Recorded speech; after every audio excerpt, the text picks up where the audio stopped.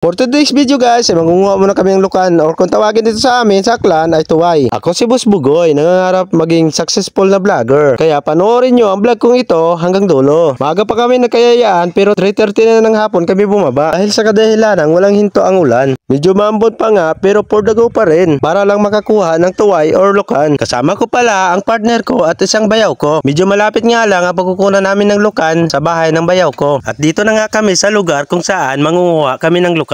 At isa rin ito sa namis na gawain ng partner ko. At siya rin mismo ang nagaya sa amin na kumuha ng lukan. Kaya for the go. Kaya sinamahan namin siya. Sa part ng video ito yung paraan kung paano maghanap ng lukan. Sa amin kung tawagin dito sa clan ay mangulis. Sa lugar nyo, ano ang tawag sa inyo ng lukan? Kasi dito sa amin kung tawagin sa clan ay tuway. Kung nanonood ka pa rin sa part ng video ito, paki-comment na lang kung taga saan ka para malaman ko kung saan umabot yung video ko. Paki-follow at paki-share naman ng video ito. Salamat sa inyong suporta. Naalala ko pa noon, 2 years ago, marami pa kami nakuha dito. Pero ngayon, kaunti na lang yung nakuha namin. Mga ilang minuto pag pagkulis bago makahanap ka ng lukan. Pero pag sa gabi, pag nagkulis ako, isa lang nahanap ko. Pero lura yung mata ng partner ko. Pero biro ko lang naman yon. Kaya balik muna tayo sa video ito. Nakakita nga pala yung partner ko ng lukan. Nung akala niya ay buhay. Yung hinagis niya ay patay pala. Na it's a prank pala siya. Itong bayaw ko naman ay mabilis maghanap ng lukan. Kahit nga ako ay nahirapan maghanap. 30 minutes na kami naghahanap pero kaunti lang yung nakuha namin. At marami-rami na ring lamok dito sa pinagkukuhaan namin. Pero nagawa ko pa rin maghubad ng damit. Alas 4 na ng hapon pero medyo madilim na dito sa kanipaan. Sabi ng bayaw ko madilim kasi sa loob kami ng kanipaan. Kaya pinagpatuloy namin ang paghahanap. To make the story short, nag-decide na yung partner ko na umuwi na kami. Kasi alas 5 na rin ng hapon at medyo madilim na rin dito sa loob ng kanipaan. At marami-rami na ring lamok ang kumakagat sa amin. At ito nga pala karami ang nakuha naming lukan. At sa part ng video ito ay pauwi na rin kami. Salamat sa inyong panonood. Until my next vlog. Sana sa next video ko ay nakasuporta pa rin kayo. God bless po sa inyo. Paki-follow and like and share na lang ng video kong ito. Salamat!